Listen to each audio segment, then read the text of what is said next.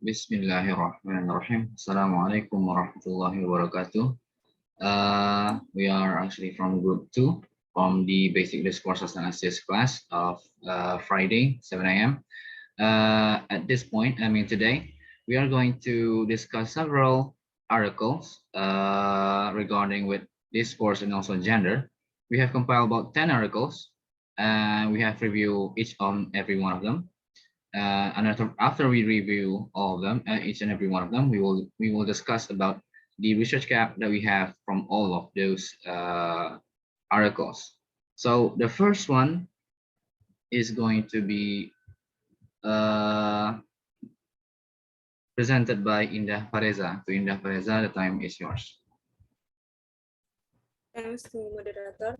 Okay, my name is Indah Pareza and I'm going to present my review about the article, and the title is Language and Gender, a Conversation Analysis in the Difference of Language Related to Gender. And this article conducted by Dian Eka Putri, Kartika Harda Putri, and Elviza Yeni Putri from Universitas Negeri Padang and published in 2017.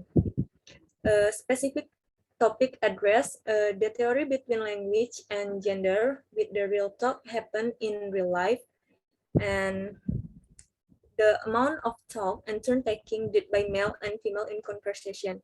This research goes from the term female language and male language. Thus state clearly that men and women are different. They both have major differences between each other. One difference that can easily be observed is the use of language. And the second one is question raised to answer, or the aims.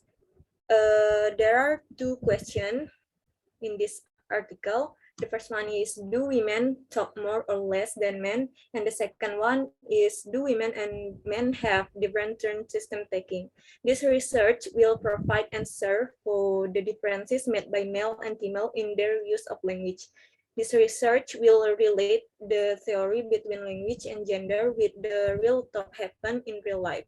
There are a number of theories related to differences had by each gender. Okay, the next one is the theory or approach used, or the method. This is descriptive study. The data of the study is form of recorded conversation and its transcription. It consists of many varieties of recorded conversation and its transcription. The conversations in this site covered a lot of situational context. The recorded conversation is got from TalkBank site, which had been explained above. The transcription is also taken from that site. The conversation on this research is around 12 minutes long, and it was recorded in Los Angeles, California. There are 3 participants in this conversation. The recorded conversation is then analyzed by the writer in order to find differences of women's and men's speech. In this research, the researchers acted as key instrument. And then findings.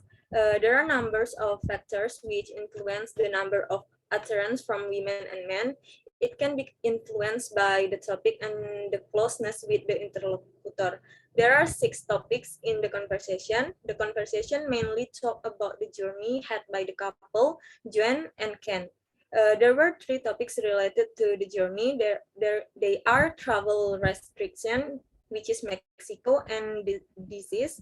The rest of the conversation, another in 3 minutes, had 3 topics as well. They are medicines and supplements. In this research, related to whether women or men talk more. Men talk more in conversation. This breaks all the stereotypes saying that women talk more than men. In reality, actually, the number of talk produced by a person is influenced by many factors.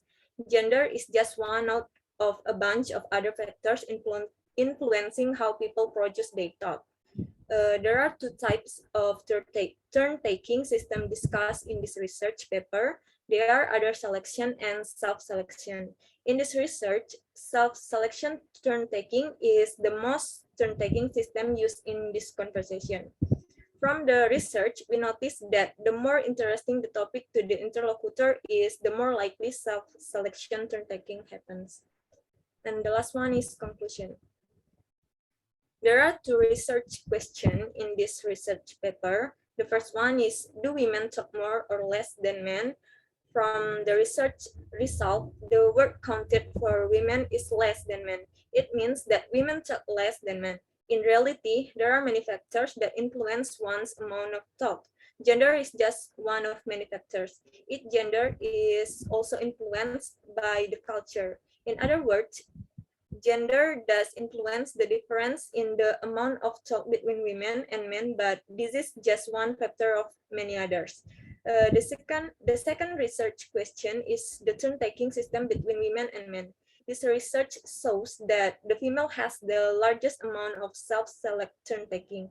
It is possible that what actually influence the turn-taking system is the interest of the topic to the interlocutors and the personality of each speaker. That's all from me. Thank you. Back to the moderator. Okay, thank you to Indah Pareza. The next review of the article, it will be presented by Lahtivah Putri. So Lahtivah, the time is yours. Okay, my name is Lahtivah Putri, and the article that I analyze is Critical Discourse Analysis on Gender Relation, Women's Images in SASAK Song. The first one is specific topic address, the image of women in the SASAK Song. The question raised to answer our aims. The study aims to reveal the image of women in the SASAK song by discovering the tendency of social construction in gender relations between men and women based on the principle of critical discourse analysis.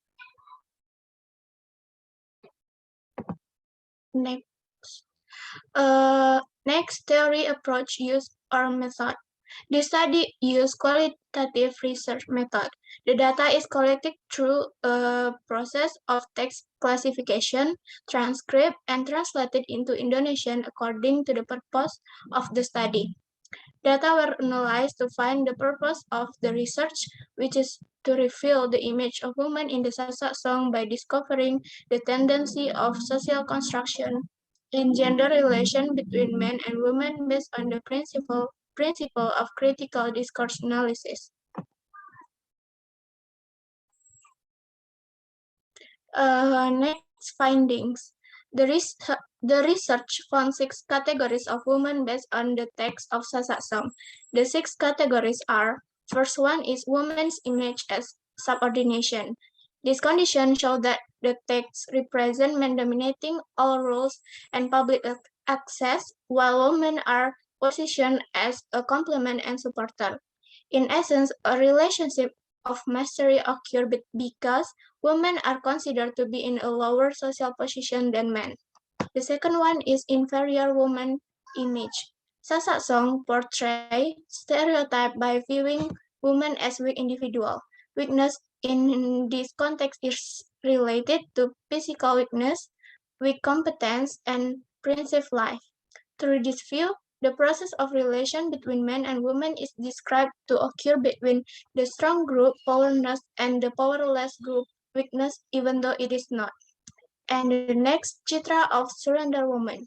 Imaging in text representing women in a position of surrender, helpless, having no decision-making power, other than surrendering fate to men. Next.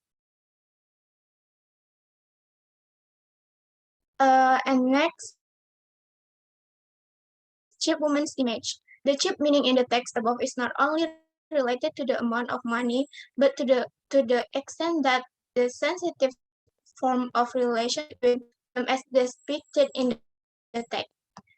And the fifth, The image of a woman depends. The weak position makes them not have a balanced bargaining position in the gender relation of men and women. This condition makes them dependent on what are the choices and decisions of men. These texts show the condition that are very dependent until in a long time cannot make their own decisions because decision to get married depends on men. And the last one is women without choice. In the text, there is the word forced. If this fourth position is a woman, of course, the woman in question no longer has an alternative choice other than the one offered in the context of question. Next. Conclusion. To sum up, SASAK song text portray women in 6 categories of male and female gender relation, namely woman as a male subordination, woman as inferior, resigned woman, cheap woman, dependent woman, and woman without choice. This image comes through the macro linguistic interpretation of the SASAK song text, which was intentionally created to discriminate against women. Critical discourse analysis of gender relation in SASAK song text imaging of women shows some tendencies of the whole image as a structural and cultural instrument to dominate the existence of women in the process of relation with men. That's all about my article. Thank you, Lahtivah and Aulia Putri. For our next article will be explained by Linda Amelia Koto. Linda, the time is yours. Okay, hello guys, I'm Linda Amelia and I'm gonna present a review of an article entitled A Critical Discourse Analysis of Gender Representations in the Content of 5th Grade English Language Textbook. Okay, first is specific topic addresses investigates gender representation in an English language textbook taught to the students of grade 5 in public and private schools in Punjab or Pakistan by applying very close three-dimensional model. And the question raised to answer or aims is, have both genders been equally represented in the English language textbook for 5th grade taught in public and private schools in Punjab, Pakistan? Next slide, please. The theory or approach used in this article is content for the study has been taken from the books of English language taught to the students of grade 5 for the academic year 2017 until 2018. For the purpose of analysis of data, the study relies on the following process, like content analysis, critical discourse analysis, model for analysis, and procedure of analysis. Next slide, please. The original findings in this article is, first, discrimination through exclusion or inclusion. Second, discrimination through stereotypical representation. And third is discrimination through semantic roles. Next is discrimination through titular representation. And next is discrimination through order of appearance. And then discrimination through representation in activities, discrimination through male generic construction, and discrimination through pictorial representation. And the conclusion in this article is there is an unequal representation of both genders in the said textbook where males are shown in dominant and influential positions, whereas females have been shown in comparatively dependent and inferior positions. Thus, the content of the textbook seems to be systematically manipulated in favor of males. This practice is against the fair treatment principle of both genders. Therefore, special measures should be taken to eliminate gender bias from the textbook so that we might have a sound society where both genders be treated equally. Okay, guys, thank you. I go back to the moderator. Thank you, Linda. For our next article will be explained or presented by Elsa. So Elsa, the time is yours. Thank you. My name is Elsa Octavia, and I will continue the presentation by explaining the result of my review from the article entitled Cultural Discourse Analysis of of Gender and Environmental Understanding in BAGIK PAYUNG Village. The first one is specific topic address. This research specifically discusses the gender relations in communicating between husband and wife using SASAK language in the tribe of the island of Lombok called SASAK. And then question raised to answer or aims, how vocabulary options, interaction control, and syntax structure can involve gender in the communication. Next, please. The theory or approach used or method, data analysis uses a type of qualitative descriptive research which is obtained in the form of written words that require interpretation since it is related to language and gender. The samples were taken from several wives and husbands. Next. Findings. Respondents of research study were husband and wife who lived in the hamlet and were fluent in SASAK, especially in Ngeto-Ngete dialect. There are 3 effects of gender found in the selection of words for communication between husband and wife in Belet Hamlet, BAGIK PAYUNG Village. The first one is gender representation based on vocabulary options. The use of certain vocabulary in conversations can actually reinforce one's social status in speech. The party who is more dominant feels himself as a role model in the conversation, while for the inferior party, he feels weak and depends on the attitude of the dominant party's speech. The second one is gender representation based on interactional control. The term interaction control is a form of manifestation of the superiority of speech of an individual or group in his community. Interactional controls in SASAK speech are detailed in the following range of conversations. The forms of this action can be observed in request help, give help, imperative sentence, and rebuttal sentence. Next, please.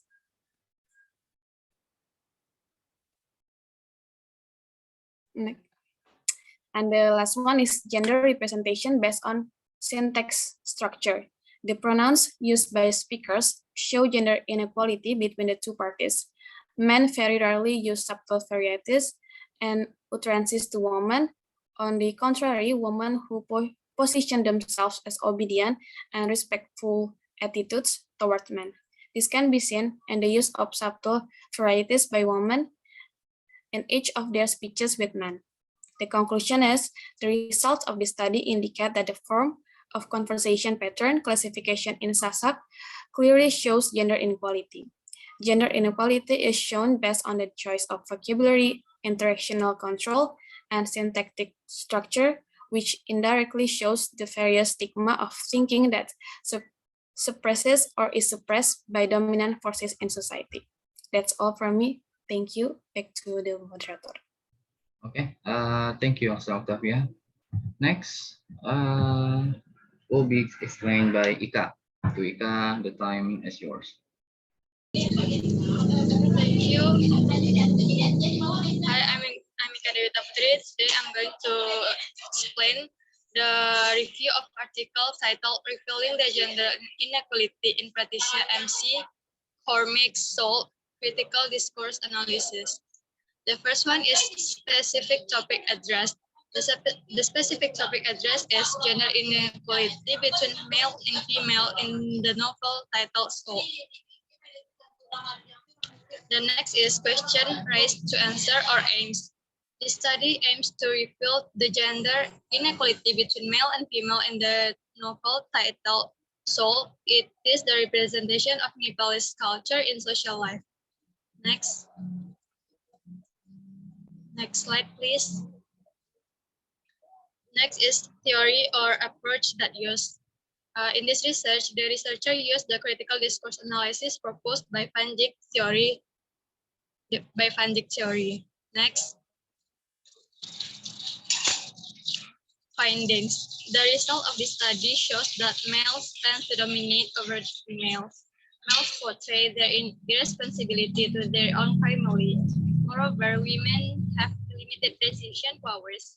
They are burdened by their husband and they do not have the rights to choose due to the culture of or religious factors. The last is conclusion. This article concludes that gender inequality is a crucial problem in developing countries. It needs the awareness of society that gender inequality can be reduced through education.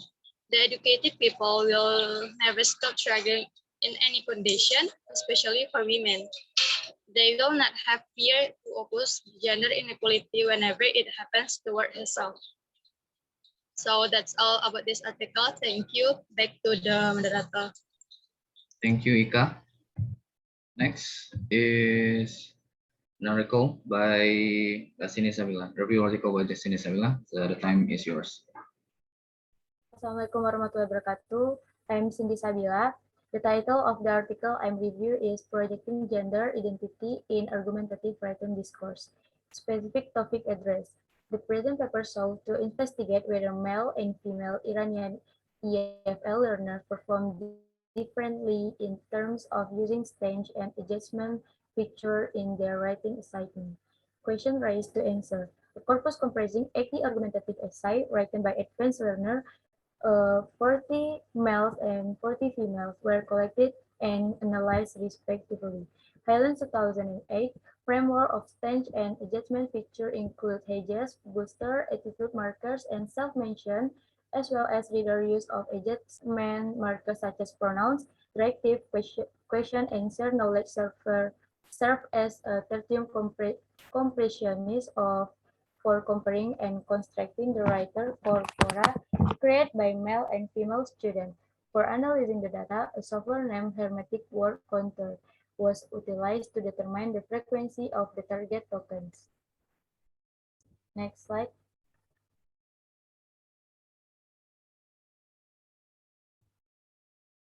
Theory approach the data come from 80 argumentative essays written by males and females comprising a total number of 19,845. Next slide. Findings. Besides satisfy the purpose of the study, 80 argumentative essays, 40 written by males and 40 by females were collected. The students were asked to write an argumentative essay on the following topic. With the help of technology, students now they can learn more information and learn it more quickly. Do you agree or disagree? According to the table 1, hedges were used 144 times 68% by females and 31% by males. And there was a significant difference between gender and use of hedges. Moreover, boosters were used 117 times by writers, 80% by females, and 60% by males. And difference between gender and booster was significant. Also, the result indicate there is no significant difference between gender and both attitude markers and self-mention. According to table 2, 324 questions were asked in the writing, 68% by females and 31 by males. There was a significant difference between gender and employing question in writing. The difference between gender and both reader pronouns and shared knowledge was not significant. Use of directive was not observed at all. Next slide. Conclusion. To address the first research question, which addressed the previous ways of sense talking among males and females, Highland 2008 framework was employed. The finding of the study showed that female writers employ hedges more than males. Moreover, males were inclined to utilize booster compared to the males. Moreover, the findings further revealed that males writers prefer to use booster more frequently than those employed by females. Notably, these findings are supported by Fahy 2002, who claimed that men use booster, amplifiers, and intensifiers more frequently than women. Similarly, according to qualitative and quantitative research conducted by Goreshi and Yagane 2014, males were inclined to use more booster in their academic writing compared to females. That's all my article. Back to moderator. Thank you, Cindy Sabila.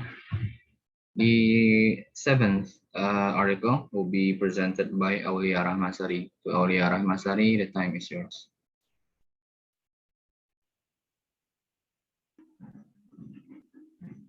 Okay, my name is Aulia Rahmasari.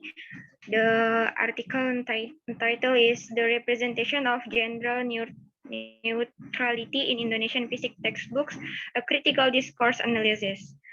Specific topic address investigates gender stereotypes in Indonesian physics textbook based on social actor criteria. Question raised to answer. His present study aims to present gender neutrality in Indonesian physics textbooks in three scopes, namely laboratory activities, physics application in daily life, and roles of men and women in the family.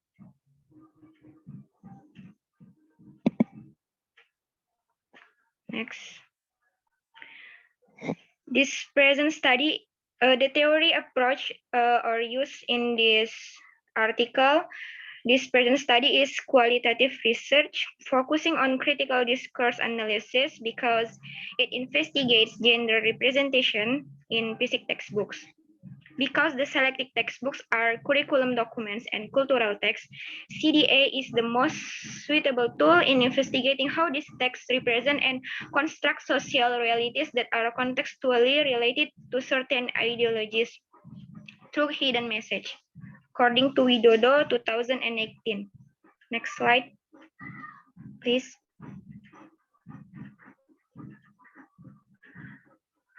The findings of article.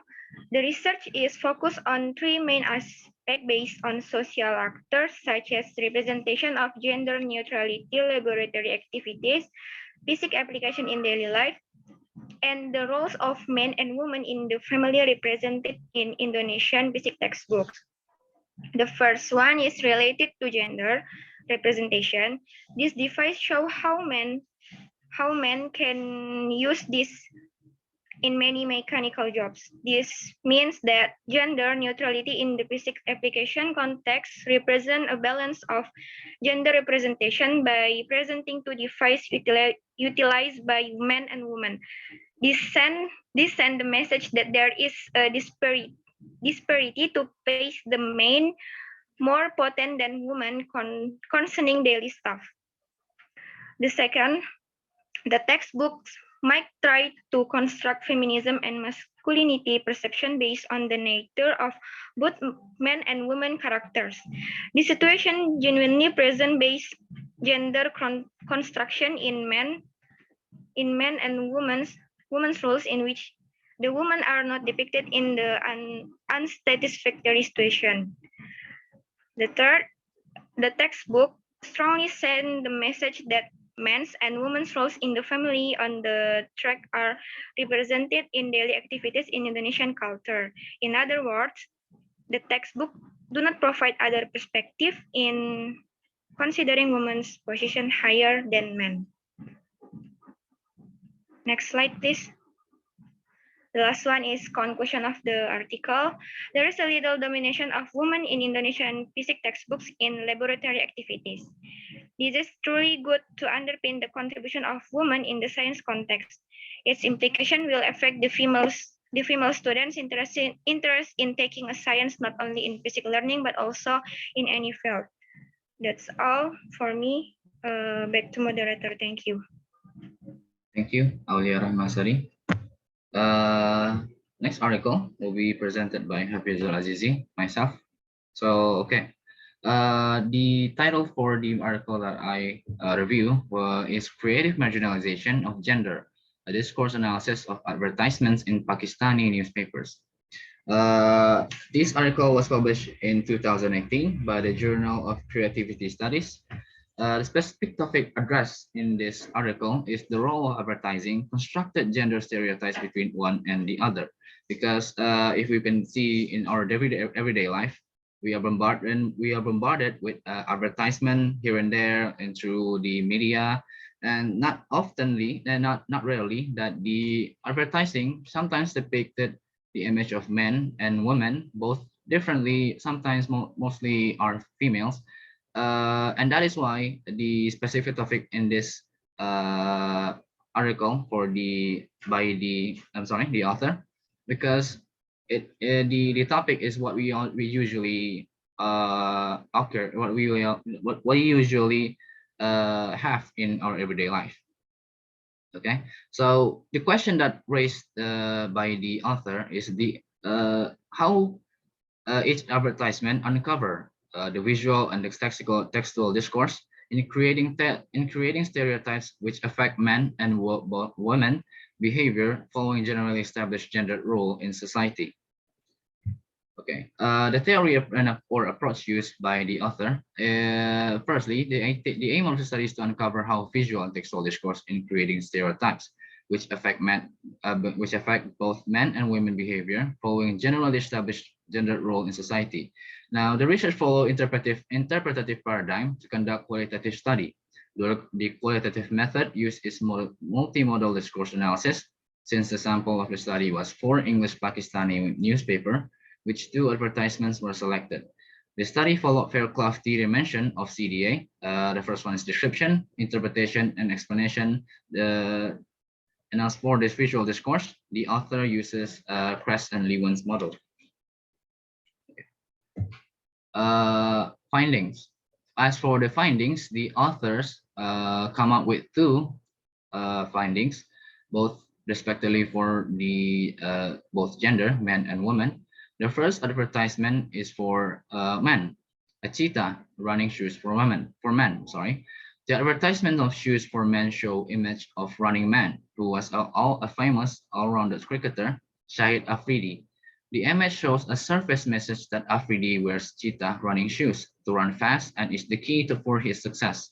The image also complemented with 6 silhouettes in different colors and in text and a text in bold capital letters, plus an Urdu word cheetah denoted concept of hours.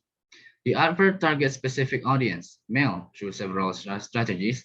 The use of male sportsperson, Afridi, invoking that sports is a realm for male only, and the word cheetah, which only depicted fastest land animal, but also depicting courageous male animal as well as for persons in Urdu. The second advertisement is Liza, shoes for women. The advertisement were made by the same shoe company, but it showed very different image. Presented in the advert was 3 women cycling, whom none of them is well known by ordinary reader. The image of the woman in the advert also show a form of constructed reality, where they will use makeup and bright dresses as well as artificial light and shadow. The way that the picture of woman was presented show impersonal relationship with reader, and also gives the reader a higher degree of power. The adverb gives the message to the reader that if you want to enjoy life, you use these flip-flop that depicted by the female. A very different message compared to the previous ad. To be successful, the adverb is directed for female and also use several strategies, such as the use of female participants and various type of colors, and also red color text with sample and lowercase font. The advert does not depict the woman wearing those flip-flops, however, and it shows that there are no connection between the image with the product. Instead, it strengthens the stereotype notion that image of women are used to sell products. With this, the author come up with conclusion that this study concludes the advertisement show explicitly that advertising genre in media has a high potential in creating gendered identities in quite subtle way, which surface reading may not point out. The manipulation of textual and semiotic aspects help the producer to deliver the intended message to consumer's mind. Image showing male model depicting strength, action, and the success of men with appropriate use or modality were used for advertising product for men. Contrary to this, advertisement for women was portrayed with female models and contact devices that show how impersonal marginalized, insignificant, non-serious, and worthless. That is the image of for women. And I think that's all for this article. Next article will be explained by Englia. To Englia, the time is yours. Thanks to moderator. My name is Englia Dwi Septi, and I will explain the review of the article entitled Mobilizing Gender Equality, a Discourse Analysis of Bids to Host the FIFA Women's Cup World Cup 2023. This article is written by Bridget M. Desjardins from Department of Law and Legal Studies, Carleton University, Canada.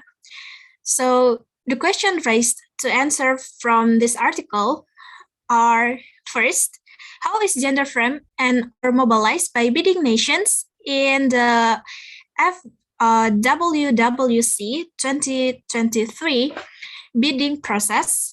And the second one is, what does this framing accomplish?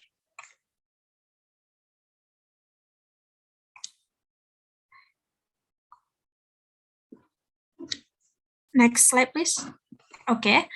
The theory approach used in this article is using the qualitative data management software NVivo 12, which was used to assist coding and analysis. Descriptive coding identifies the topic of a set of data, after which the researchers assigns a relevant code based on categories. In FIFO coding, which is inspired by grounded theory, assigns a code based on the language found in the data, such as in FIFO codes are generated by the participants, which helps the researchers retain participants' meanings during coding. Like descriptive coding, in vivo codes can also be used to identify the main topic of a data set rather than summarize or analyze content, which allows the two types of coding to work together seamlessly as the descriptive coding methods. Given that this article asks how gender equality discourses are mobilized, particular attention was paid to discussion of gender during the coding. Next slide, please. Next, the findings of the article. The use of the gender equality discourses by bidding nations as a means of marketing themselves to FIFA indicates that on the context of SME bidding, gender equality can be commodified as a selling point. This politically and commercially motivated employment of gender equality discourses allows bidding nations to present themselves as leaders in women's football while understating existing gender inequality.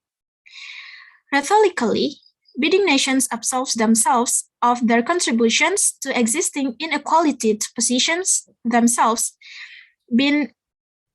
benevolent saviors of struggling women's sports. The presence of the women messaging in the bid books, even when unsubstantiated, speaks to its utility as a narrative strategy and serves as an example of commodity feminism, whereby feminist principles such as equality, opportunity, and empowerment are divorced from political context and repackaged to be commercially palatable. This rhetorical move employs neoliberal feminist logic by focusing on inspiring and empowering women and increasing women's participation. Attention is shifted away from broad societal level gender inequalities and structural conditions that preclude women and girls from participation in the sports.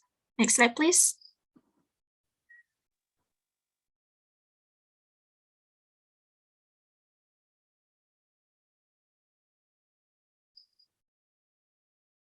So, for the conclusion, the author considering disparities between men's and women's sport, it is preferable that organized competitions focus on improving gender equality. With a concentrated effort, decades of inequitable investment will not be overturned. In the face of existing gender inequality that has only been exacerbated by the pandemics, moves towards equality are imperative. Sentiments expressed towards that end found in the bid books and made by FIFA are commendable. However, it is important to ensure that gender equality strategies are effective to avoid surface level modifications that will not result in lasting change. Okay, that's all from me. Back to the moderator. Thank you. All right, thank you to Englia. The last article will be explained or presented by Ayu Wiranda. To Ayu Wiranda, the time is yours. Thank you, moderator. The article that I analyzed is entitled Gender Discourse Analysis in Ursula K. Le Guin's EARTHSEA series and its Turkish translation. Specific topic addressed. The study showed that there are significant differences in the source text and how they are transferred in Turkish translation. Question raised to answer or aims. The purpose of this study is to examine Ursula K. Le Guin's EARTHSEA series in the terms of how language is used by the author and its transference in Turkish translation in terms of cultural and linguistic elements of gender. Next slide, please. Okay. Theory or approach used in this study is a descriptive study in which the target text is examined using Gideon Torres polysystems theory to determine its equivalence with the source text. Findings. To begin with, the book contains numerous anti-feminist examples in the data analysis section. Women, for example, do not have names in the story, despite playing important role. The narrator refers to them by their relatives' names, such as Lady of O, the wife of Ria Albe, or she describes them with adjectives. Second, as in real life, the women in the story are highly stereotypical. As a result, gender roles are very similar, with women staying at home to raise children and men working outside to provide for their families.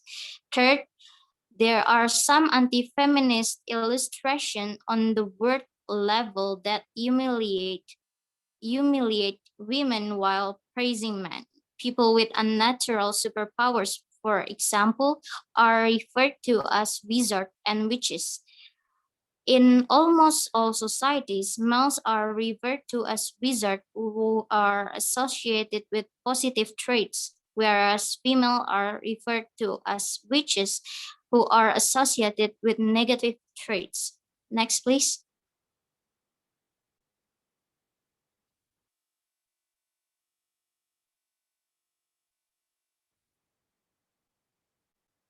Conclusion. Because the author used conventional non-feminist language in literature, it is impossible to discuss the feminist perspective in the first book of the EARTHSEA cycles, which was written in 1968.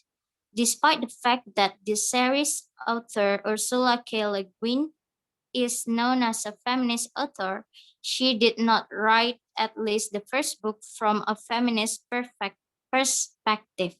Overall, the book was written in a non-feminist language, which in some cases can be considered anti-feminist or misogynist. Although the story is set in a fictional world, it contains many real-life references to gender roles, whereas women are primarily depicted as symbols of weakness and evil. Men are primarily depicted as symbols of power and goodness. That's all from me. Back to the moderator. Thank you. Thank you, Ayu. And that concludes all the article, all the 10 of article. And after that, we have found one research gap, several research gap anyway. So this is the research gap that we have come up with. From the articles that we reviewed, all of them discuss about how gender is viewed and depicted through various kind of discourse, such as music, advertisements, textbook, and written essays, and also general everyday conversation. There's also one type of discourse that probably we haven't we didn't include in here. One of them is in film discourse, although I'm not really sure, but we keep that in mind. We just keep that in mind. And from all of those articles, they present how gender is viewed compared to the other. Sometimes male higher than female, most likely, most of the time. Sometimes also in the textbooks, in the physics textbook, women are depicted more than men. But almost all of them show gender inequalities, how women are viewed less than men, and sometimes different, like I said before. But none of them discuss about the influence of said depiction of gender in various discourses. Whether or not these depiction of gender inequalities have an effect to both males and females are not yet presented. It could possibly influence children in their growth and development in their family when they are presented at this kind of discourse, or probably just like the discourse had from this discourse of husband and wives. Probably the effect of that affect the children, but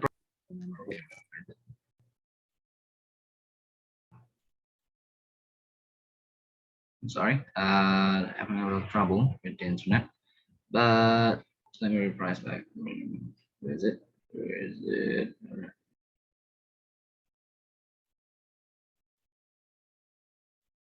Sure. Okay, where was I? Oh yeah, whether or not this depiction possibly influences the children or not in their growth and development. We cannot be sure yet until further study about the impact of gender is explored by the other researchers. Probably there are some of the paper that discuss this, but from what we have right now, this is what we come up with from the research gap. And yeah, I think that's all from our group. Thank you for viewing. Thank you for listening and your attention. Much obliged. Assalamualaikum warahmatullahi wabarakatuh.